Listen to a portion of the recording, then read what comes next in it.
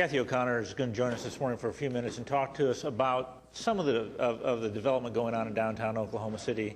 We've done a lot to make downtown attractive, and I think sometimes we lose sight of some of the development that's going on, and there's actually a lot going on. So with that, Cathy, if you could update us, please. Good morning. Thank you for letting me be here this morning to talk to you just a few minutes about some of the development projects that we have going on in Oklahoma City. If you remember, the Alliance was created last year to better serve the economic development needs of Oklahoma City. We serve as the lead development entity on projects that require assistance from the public sector, helping to streamline services and increase efficiencies. We collaborate with public and private entities on new development projects, and the presentation today mostly focuses on development projects and not some of the economic development and job creation work that we also help the city with. To get started, we're going to just go through some different projects and talk a little bit about the impact of these projects and the vitality that they're creating, mostly in the downtown area. The first project is the construction of the new Aloft Hotel at 2nd and Walnut. It is a 137-room hotel. It is a project that is OCURA, the Urban Renewal Authority, is involved in, and the city's been involved in. They plan to build 3 restaurants on the first floor, and I think what's interesting about this picture is that you can begin to see kind of that urban street edge being created in the north of Deep Deuce area that really hadn't existed because of all the vacant lots. But we're seeing a lot of development in this area, creating a really very urban neighborhood.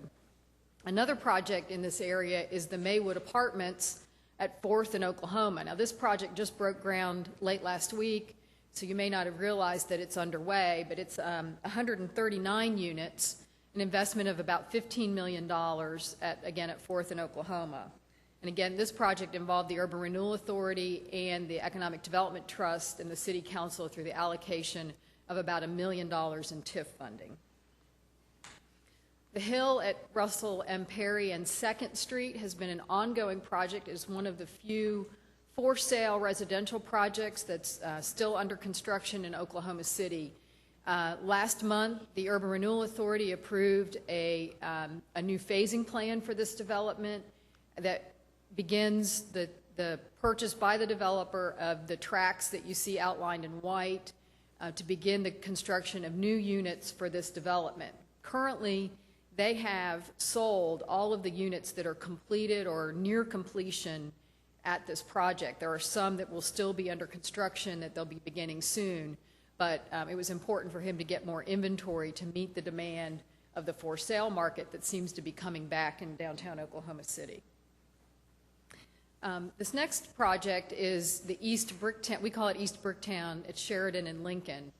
This project will involve the City of Oklahoma City through an NSP allocation, the Urban Renewal Authority, because we own land that is a part of this development, and the City of Oklahoma City and the Economic Development Trust through what we anticipate to be a future request for tax increment dollars. This project is especially challenging because there are several utility problems with the site. There's a very large, or 2 very large, storm sewers that run through the site and make it basically undevelopable, so that assistance from the city through the NSP program and through the TIF program make this development possible. The plan is to build 249 residential units and a hotel on this site. Both will be served by structured parking. So again, this will begin to build that urban neighborhood on the east end of Bricktown and offer a great anchor for that east end.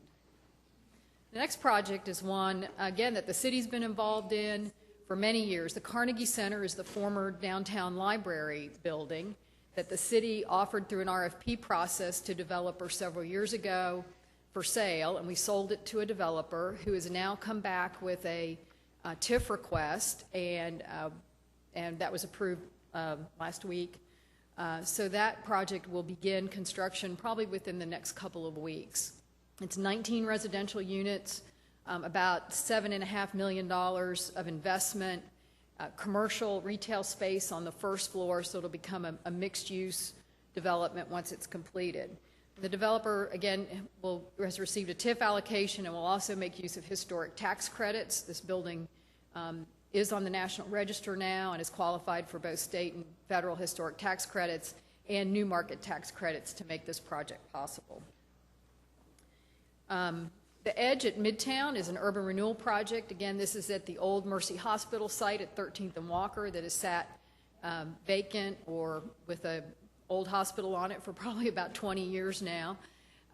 This project is 249 very high-end residential units that will be constructed on this site. We anticipate that groundbreaking will be sometime in September. It's about a $36 million investment that the developer plans to make, and they've received a $2.3 million TIF allocation for this project.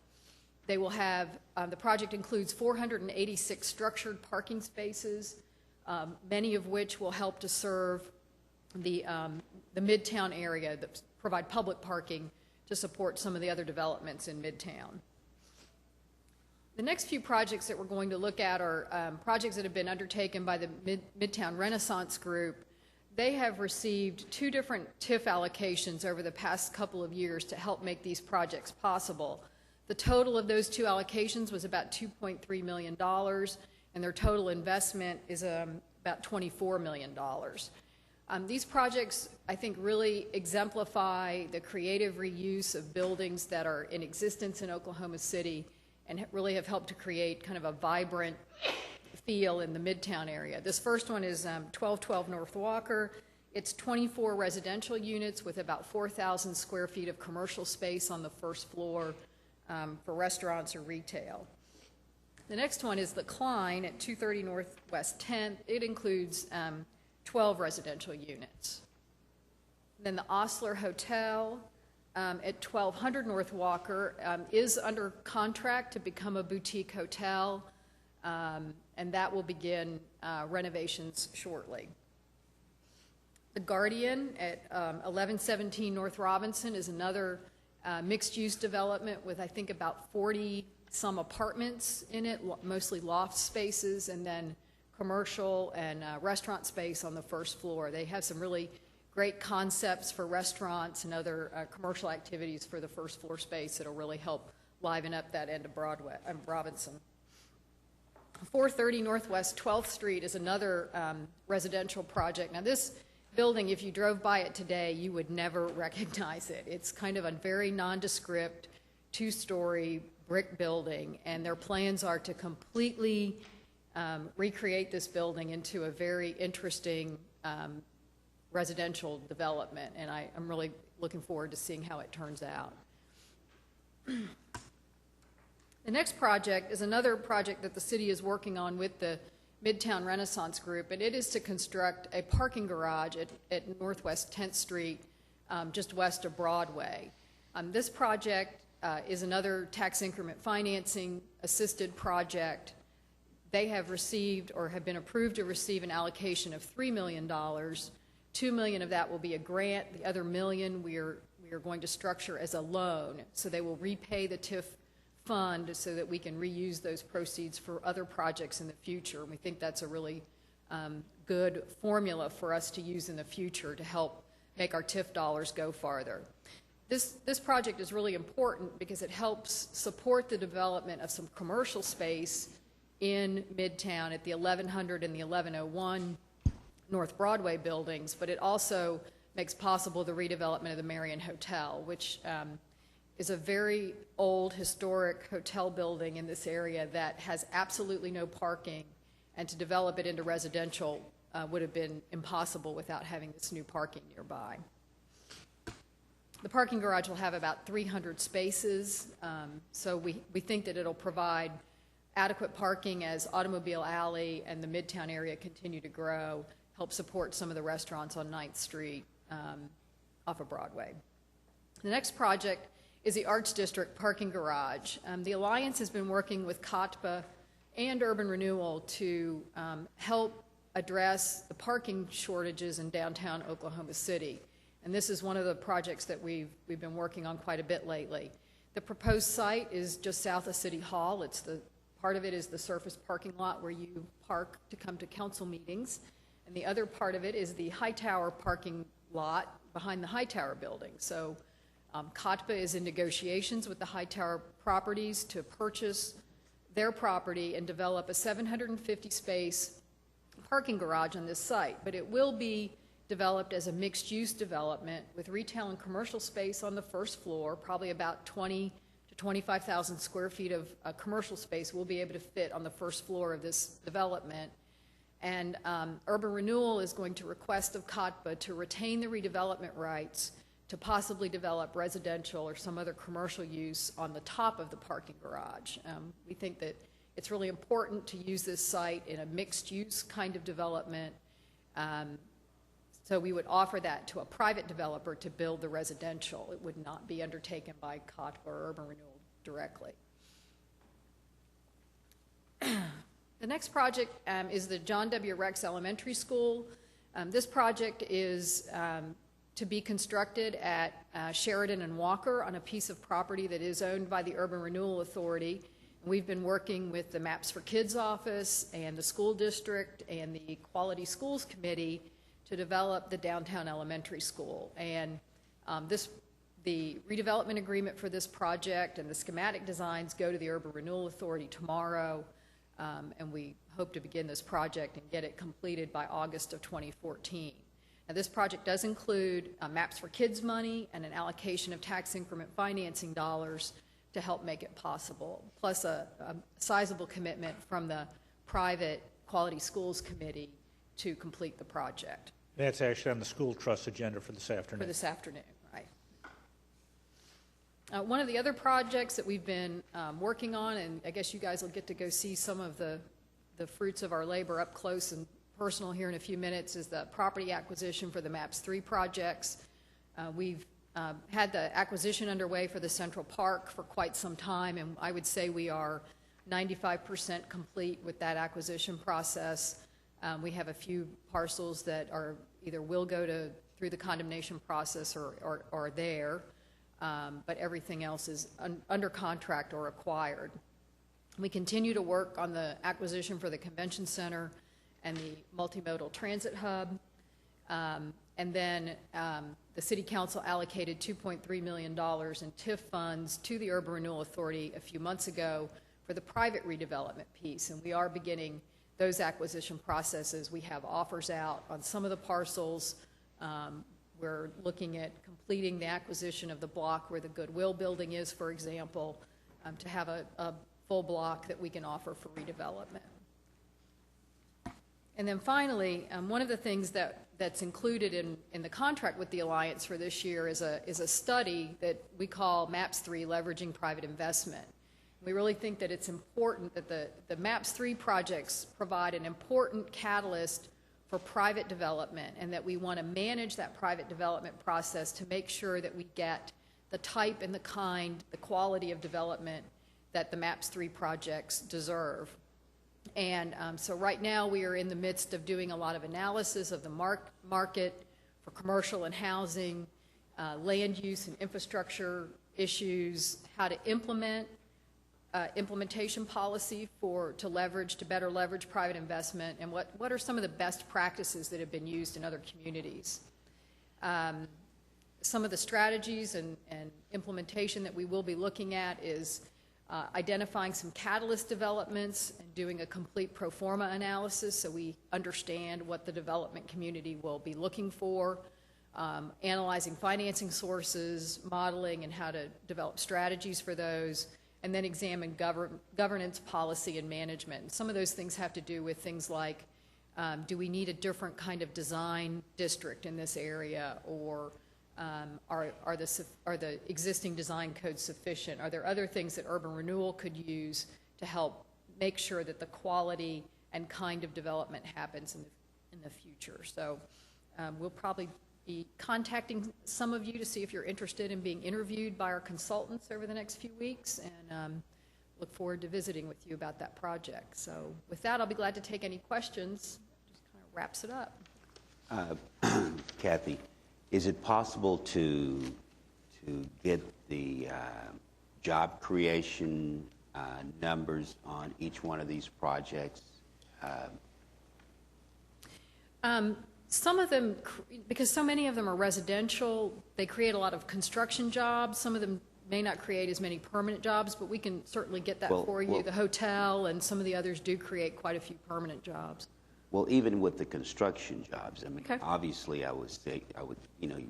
it's creating somebody a place to work for a period of time until the construction is completed. And my other question is, on the elementary school, what is the land acquisition for the elementary school? Do you know? The Urban Renewal Authority has offered it to, the city and the school district for $200,000. The Urban Renewal Authority owns the land. What's the size of the land? It's a square block. Okay. So the design, the rendering that's here, it just looks like it's just kind of straight up and down as far as... The design of the building is actually in an L, with the building edge along Sheridan and then along Walker. It'll be a 3 or 4 story school with a gymnasium, and then the play area is in that southeast corner. So the diagram, the site plan shows the edge along Walker with the kindergarten, pre-kindergarten areas on the first floor, a lobby. The gym, it runs along Sheridan, and then there's the large play areas planned for that interior courtyard that's kind of created by the L. I'm hopeful that those drawings will be refined some. Oh yeah, these are very, very preliminary, and we're just at the schematic design phase, and it's even evolving. It looks pretty intimidating for kindergartners. Yeah. We're working on drop-offs and transportation kinds of issues, too. Cathy, excuse me, did you say that the edge at 13th and Walker will have a separate standalone parking garage? It has a parking garage that's built into the interior of the apartments itself, but it will be accessible, portion of it will be accessible to the public. I see, okay. Well, continuing with the discussion on parking, even after the construction of the proposed parking facility here in the Arts District just south of City Hall, I still think the core will still be needing additional parking garages. And will you begin to look at possibly private parking garage partners? I mean, it's not just all going to be copped, is that correct? We always look for private partners to help us with the parking issue. There is some value in having publicly owned parking to provide adequate parking for the multi-tenant buildings that make up most of downtown. And we are examining several other opportunities to either expand existing parking garages or to build other new ones. But we're always interested in talking with private partners about making that happen. It's similar to the model maybe that we used in Midtown with the parking garage on 10th Street. Thank you. Just in terms of, you mentioned that you're requiring a full block around the Central Park. Is it possible to offer that on a lot-by-lot basis as opposed to offering the whole block to a developer? You know, I think we need to get with the development community and better understand if lot by lot will work or if it's a larger parcel that they really need to make it economically more attractive. They may choose to develop it on a lot by lot basis, but they may want to control more than just a single lot, if you understand what I mean. But is it possible for the city to provide the infrastructure and then have developers compete to come in? Yes. I mean, that's typically how urban renewal, for example, has managed its projects in the past. We issue an RFP for redevelopment, and then we take responses from lots of different developers. And I mean, with the Edge, we got like 7 or 8 responses. So I would assume that the interest in the Court Shore area will be even more than that, just kind of from what I'm hearing from the development community. On the Edge, did we require how much parking did we require of them? We don't necessarily have a parking requirement. we use the downtown zoning code, which does not have a minimum or a minimum parking requirement for any development. We use the developer's discretion on how much parking they feel they need to build for their projects. We are hoping that we get to the point someday where it's 1 space per unit or 1.1 space per unit instead of what's been more common in some of our developments, which is almost 2 spaces per unit. Or this is almost 3, right? Well, there is over 100 spaces in this development that are for public parking for the Midtown area. So for the Unitarian Church that's nearby, the restaurants that are nearby. So there will be a great deal of public parking that changes that ratio some. And this is an area that the streetcar will go to. Would that? We think so. Okay. How many of these projects are in the form of loans? I mean, is that the next phase? I think really that's the next phase that we will continue to examine and see if we can make use of it more and more. Really, the only one that's in here that's a loan is the parking garage in Midtown. But, okay. And that's a very new project. I mean, it's just approved within the last month. So. What are your thoughts about the land that Urban Renewal owns along the east side of E.K. Gaylord around 3rd, kind of coming into Broadway? The Chamber of Commerce was going to go there now at one point. Mm-hmm. Is that land that could eventually be developed? I think it could be. I mean, I think it's a very good development site for downtown. I know there's people who might disagree with me and think that it's a really good green space, but I see it as a great development opportunity for the future. Great. Thank you.